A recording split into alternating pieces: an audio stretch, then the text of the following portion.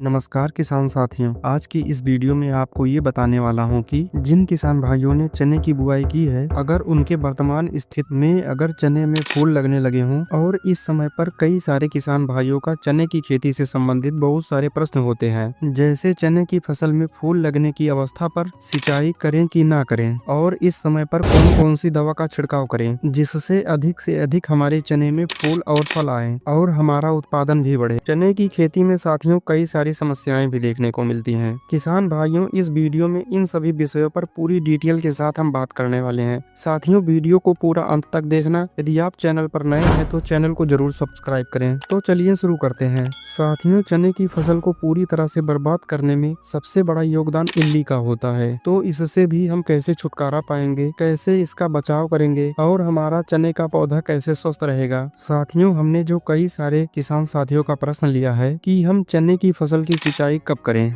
फूल आने से पहले या फूल आते समय या फूल आने के बाद में। तो साथियों, एक सावधानी जरूर रखें कि चने की सिंचाई फूल आने से जस्ट पहले कर दें, क्योंकि चने में पानी देने के बाद पौधा कुछ टाइम तक स्ट्रेस में चला जाता है और पौधा अगर स्ट्रेस में जाएगा तो चने में फूल आने की स्थिति में या फिर चने में फूल आ रहा है तो आपको फूल ड्रॉपिंग की समस्या देखने को मिलेगी या फिर फूल आना ही रुक जाएगा या फिर पौधा आपका बढ़ने लगेगा। इससे हमको बचाव के लिए जैसे चने में फूल आ रहा हो तभी उस टाइम पर हमें सिंचाई कर देना है। सिंचाई तभी करें जब आपके मिट्टी को पानी की आवश्यकता हो तब, क्योंकि चने को पानी की बहुत कम आवश्यकता होती है। साथियों, किसी किसी मिट्टी पर एक सिंचाई पर चने में फूल आना शुरू हो जाता है और किसी मिट्टी पर 2 सिंचाई करना पड़ता है। तो साथियों, आप सब अपने मिट्टी के हिसाब से पानी दें, लेकिन अगर आपको सिंचाई करना ही है तो फूल आने के जस्ट पहले ही सिंचाई कर दें। सिंचाई आपको बहुत अधिक नहीं करना है, हल्की सिंचाई करनी है, ताकि जिस समय आपको छिड़काव करना हो, चाहे कीटनाशक का या फिर टॉनिक का, तो आप आराम से छिड़काव कर सकें। जब आपके चने में फूल से फलियां बन रही हो तो आप सिंचाई जरूर करें। अब बात आती है फ्लावरिंग या फिर फूल का।